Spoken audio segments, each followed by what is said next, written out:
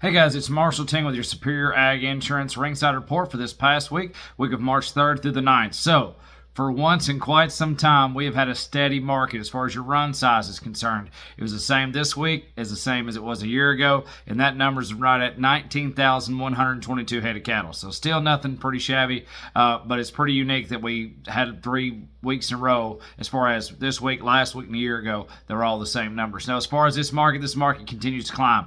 We're going to call your feeder steers and heifers both $5 to $8 higher, some instances sharper higher, and you'll see when we get to these highs, this deal is rocking right along. And I know I've said that for quite some time, but we're hitting new highs here. Now, yearling's pretty much steady. Lighter test on your 8 weights this week is what we've seen in the past.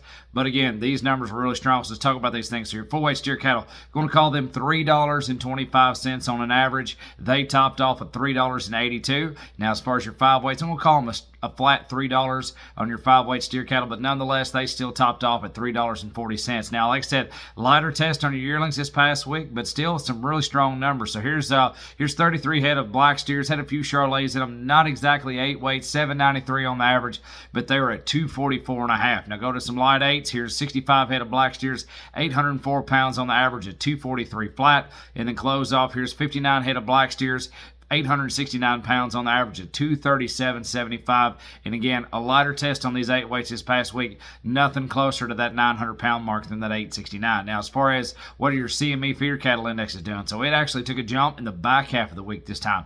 So Monday the 4th, your CME feeder cattle index was at 247.10. You had a drop on Tuesday the 5th at 246.90. Jumped up on Wednesday, though, the 6th, 248.07.